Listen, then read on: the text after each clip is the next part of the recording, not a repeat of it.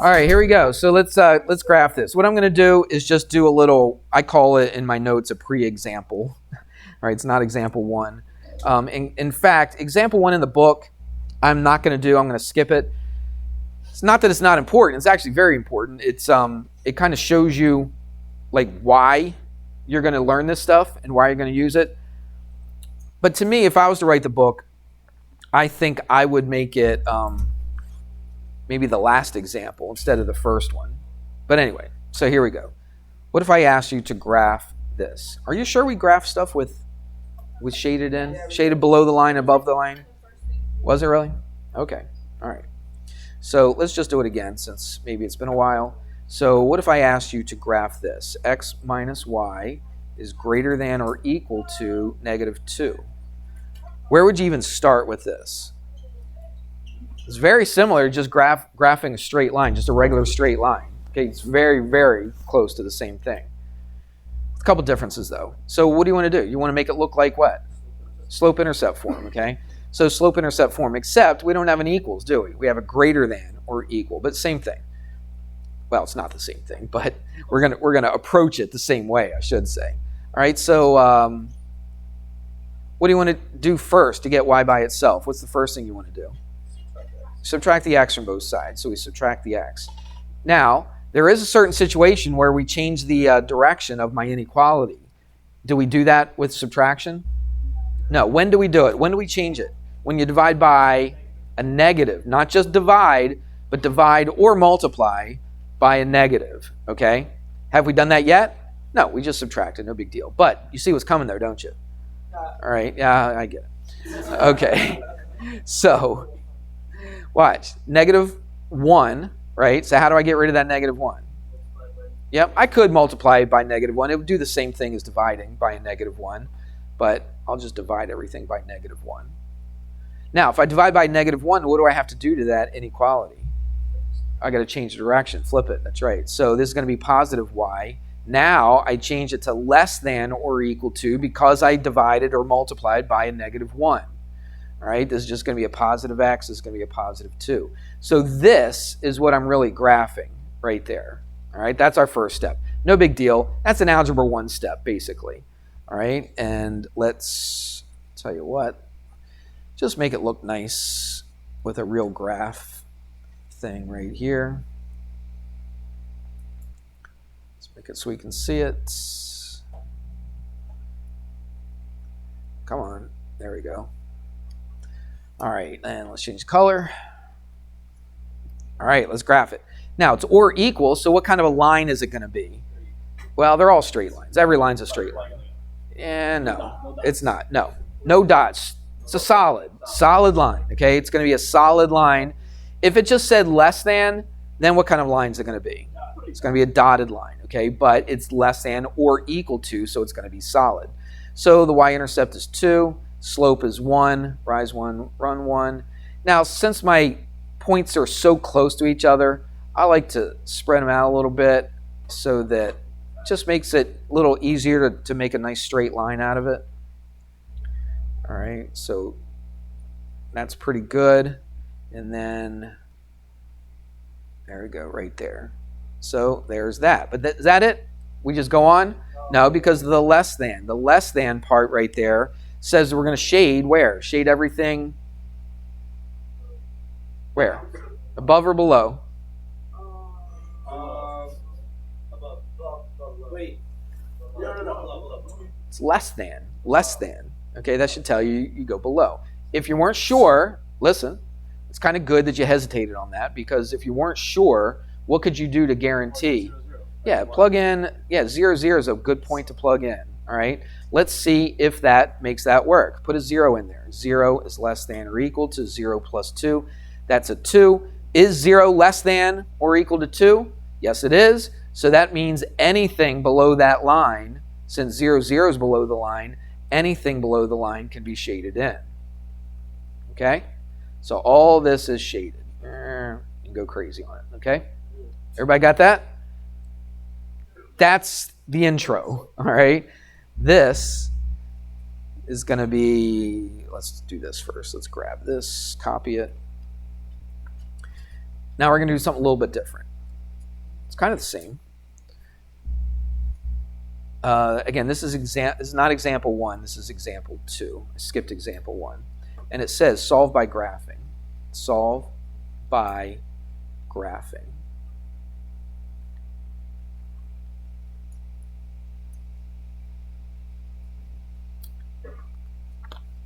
Let me take a look.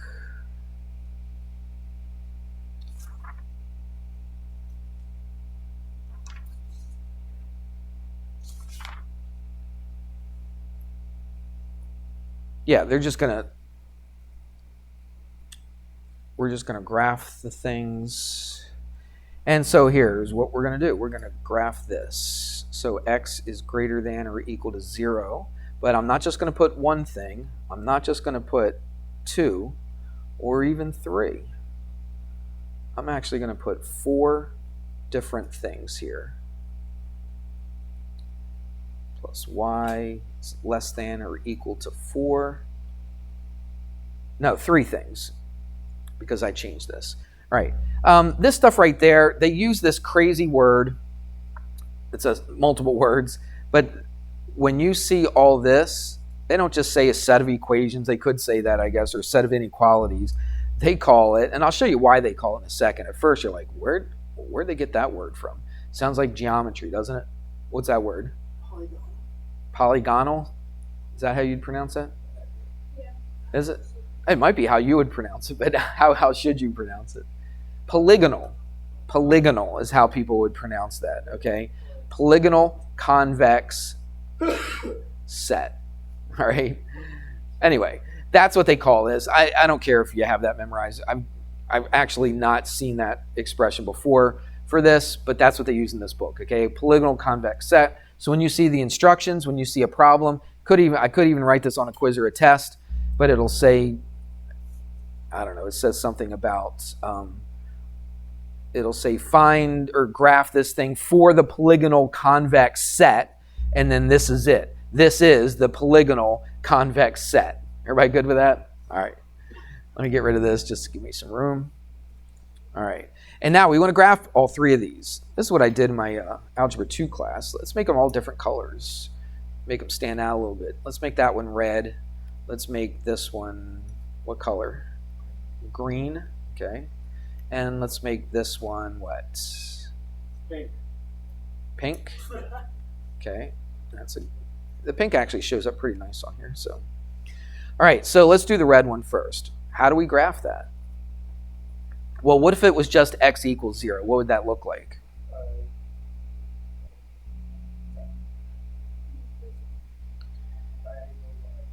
Diagonal? It's a horizontal. No, it's a vertical line.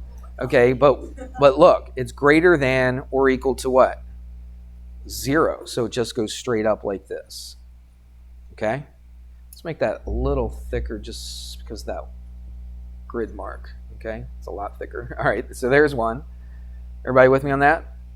Then we've got y is greater than or equal to 0. So what's that going to be? Y, what if it's just y equals something, just a number? It would be what kind of a line? It would be a horizontal line. But it says, so if y was equal to 0, it would be here. And y is greater than or equal to 0. Yeah. Well, here, I'll just do this. Okay. And then let's do this. We'll talk about it in a second. Okay, we'll get back to that. Let's do this one right here. So how would I graph this? Just get y by itself. Pretty simple. Subtract 2x plus 4. So let's graph that. So 1, 2, 3, 4. And then -2 is the slope. That pink's not working good with that red. It's kind of blending in. -2, 1 right there. -2, 1 right there. Okay?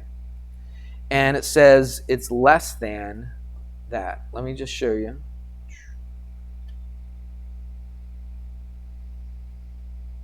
We'll just take it to there. We don't need to stretch it all the way out. And let's make it a little bit thicker just so that we can see them a little bit better. All right. Now, let's look at the red one. So x can only be anything that's greater than 0. So it's everything to the right of that red line. Everybody see that? And the y can only be everything that's what? Then greater than 0 or above the green line, right? Yes? If it's greater than, it's above the line, yes? So we've got everything so far with just the red and the green. What's shaded? Basically just everything in here, isn't it? Everybody with me on that? So it's everything to the right of the red one, everything above the green one. Now what about the pink one? It's everything what? Less than the pink one. Okay? So what's going to be shaded in? Just that triangle. That's right. So this stuff right here is going to be shaded in. Okay? Whoops, I went outside, but you get the idea. It was just my dumb program that did that. Okay? It's not dumb. It's a good program, but that's what happened there. All right, so all the stuff that's shaded in, that's my solution. All right? Now, can I write down all my answers? Of course not. How many points are in that shaded area? Not more than a lot. How many? An infinite number. That's right. There's an infinite number of points in there, okay? So I can't list every single point, all right? So this picture, this graph right there is my solution. Everybody see that? So it's bounded. That's what we say. We say our graph is bounded by these 3 lines right here. Okay, so it's everything to the right of the red, above the blue, and below the pink. Or not blue, that's green. Above the green and below the pink. And what is that? That's everything just inside that triangle. All right, now there's something that's really important that we need to mention. Let's do this in blue since I mentioned blue. Let's go 1 point instead. All right, for what we're going to do in the next problem, these vertices, this one, and this one, are very important. Okay, we're going to do that in the next example. But they're very important. So let's list the vertices. And I think they have a part B to this, and it says, name the coordinates of the vertices. Okay, the vertices to my polygon. Remember we call it a polygonal, what do we call it, convex set? Okay, why do they call it polygonal? Because the thing that's shaded is a polygon. All right, that's why they call it polygonal. Make sense? All right, and it's a convex polygon. It's probably why they put the word convex in there. And it's a set. Yeah, so it makes sense. Polygonal convex set. So what's the ordered pair right here? 1, 2, 3. This one. Yep, it'd be 0, 4. All right, what's this one down here? It'd be 2, 0. And of course, that one's the easiest one. What's that? 0, 0. All right, so that would be part B. Part B says name the coordinates of the vertices. Okay, those would be the vertices. Good so far? Yeah, that's just to get us started. All right, that's not the final thing. It's just so that we know what we're going to do here. So now, watch this. They call this little section a function of 2 variables. And we've done stuff. We just did stuff today with the matrices, right? With the 2 variables, x and y. But what we're going to do is we're going to do a little graphing, and I'll talk about it in a second. A function of 2 variables. Remember f of x, g of x, h of x, and all that kind of stuff? Well, this is not just going to be f of x. It's going to be 2 variables. Like when we do a point, an ordered pair, what do we have? We got an x and a what? And a y. All right, so watch this. You're going to see this quite a bit. So instead of just f of x or just f of y or whatever it is, you're going to see f of x and y. So you could have something like this. All right, so there's a function. Okay, it's a 2 variable function. That's why you got 2 variables in here, because you got an x and y right there. And we did this before. So let's do this. So what if that's our function, 6x plus 7y minus 9? And what if they ask you, so they give you that stuff, what if they ask you to find f of 3, 5. So this is the kind of stuff that they could ask you. And you should understand what that means. What does that mean? What are you going to put in? What are you going to substitute in? 3 for the x and the 5 for the y. That's all it is. Okay? You've done stuff like this even in Algebra 1 where they say evaluate. Remember, evaluate this equation if x equals 3 and y equals 5. You just plug it in. This is just a little bit nicer, cleaner way to write it. All right? They just say find f of 3, 5. So it's easy. It's 6 times what? 3 plus 7 times 5 and then minus 9 because that's part of our equation. And you work that thing out and you get 44. I'll just show it. Okay? Everybody with me on that? Because we're going to, again, that is not the end-all be-all. We're going to use that in the next example. All right. Now, we're getting there. This is not really in the book. This is from the book, but they don't really use this as an example. They use it as an example to teach you how to do this problem. And then we're going to do an example. So let's do it quickly, and I'll show you what they're going to ask you to do. They're going to say, and here's something I haven't mentioned yet, but at the end, I'm not going to talk about it until the end, but this is what they ask for. They say find the maximum. Now, I haven't talked about this, but we will show it at the end. And the minimum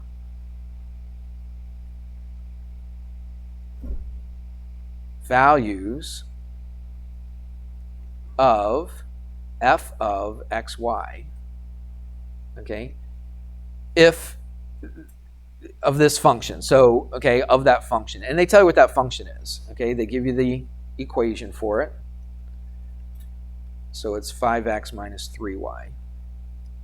Now, we're going to talk about maximum and minimum at the very end. I'll show you how to find the max and min, okay? But right now, what we're going to do, they're going to give you kind of that polygonal convex set, all right? But this time, instead of writing them like on top of each other like the other one was, I'm going to spread them out just a little bit. So there's going to be 4 of them. So instead of graphing 3 things on one graph, I'm going to graph 4 things on one graph. All right, then you got, so we'll just call that A. Is that all right? So that's A. This is B. We'll call it negative x plus y is less than or equal to 2. This will be C. It's x is between. Oops, that was an ugly one. Let's try this again. There we go. Between 0 and 5. And then D. X plus y is less than or equal to 6. All right. Before we even attempt to graph, okay, I should be able to graph that one. We talked about that one already. What do we do to this to graph it? Solve for what? Solve for y. Solve for y. Put it in that slope-intercept form. So I add an x to both sides, so it's just x plus 2. So that's what I'm going to graph. This one I can keep the way it is. This one right here, how am I going to graph that? Subtract an x from both sides. We already did that earlier. Okay, so these are the 4 things that I'm going to graph. I'm going to graph this, this, this, and this. Okay. Did I, yep, still got it there. Good. All right, let's move this up like this. Might have to make this a little smaller to get everything to fit in on the page. Let's just put it right there. Actually,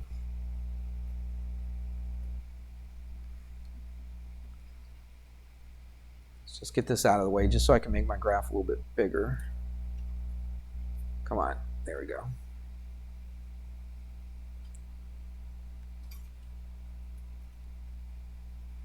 All right, so we're ready to graph it. Let's do it. I'm not going to go colors. Let's just go, I don't know, what would be a good color I could use for all of these? Let's use red.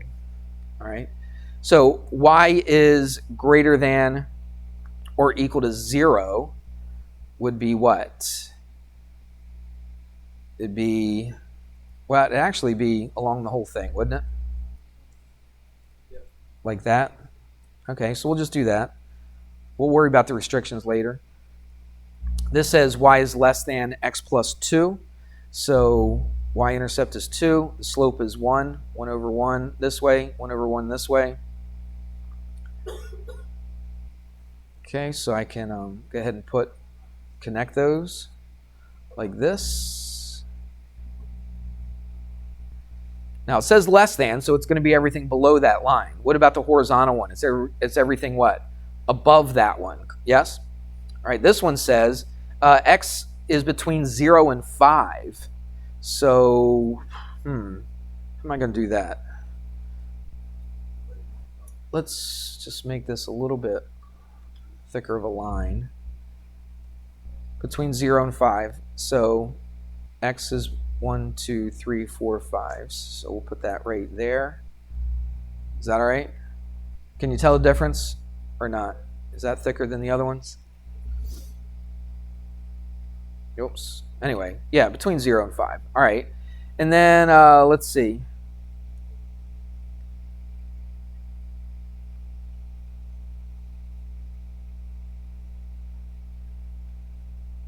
Yeah, I'm good. And then last one. So I'm going to go up to 6. 1, 2, 3, 4, 5, 6. Right there. -1. So I'll just put a bunch in here like this. All right.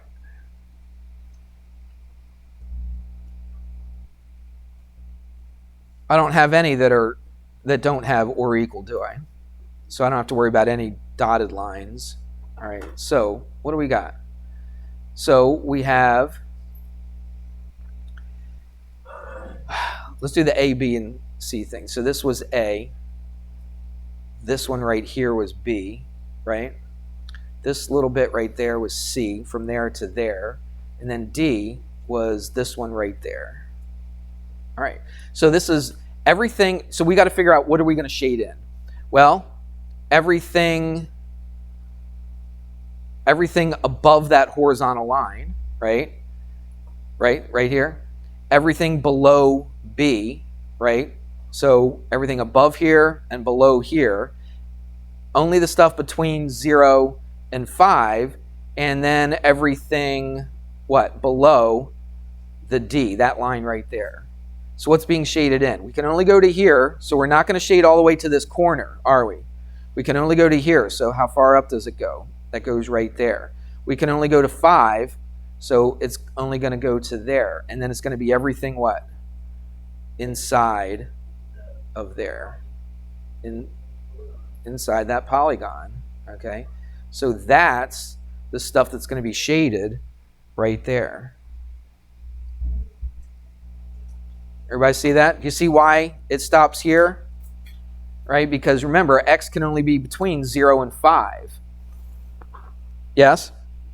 All right, so that's why you're not going to fill in that little corner of that. That's why you're not just going to get a triangle. And this little bit right here is not shaded in because, again, it only goes to 5. So we stop there. So it's everything above this one, below this, and there we go. So that's all our shaded in stuff right there. Now, here's the key. Remember we did the vertices before? Remember we found the vertices? That's what we have to do now. And we still haven't got to that maximum minimum. We're going to get to it in a second. Right? So what's important is to find the vertices. So there's one. There's one. What kind of polygon is this, by the way? 1, 2, 3, 4, 5. It's a pentagon. Right. So it's a pentagon. So what's the ordered pair for this one? 0, 0. And these are important. These points right here are very important. This one? 5, 0. And then what? 5, 1. And this one? 2, 1, 2, 3, 4. 2, 4. And this one? 0, 2.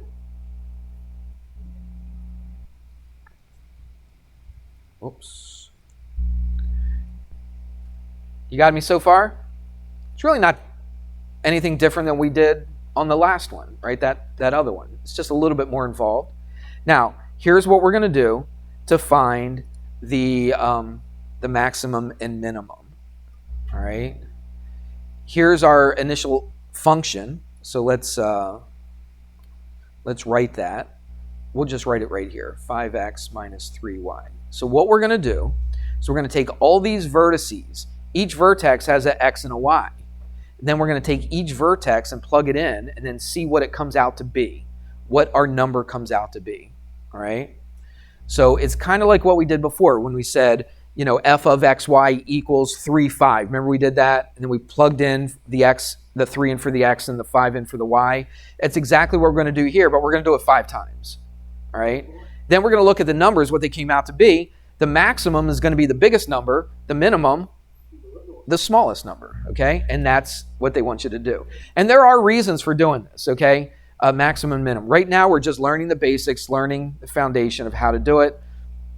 And here's where we go. Here's what we do. So let's do this. F of, it doesn't matter which one you do first. Let's go 0, 0.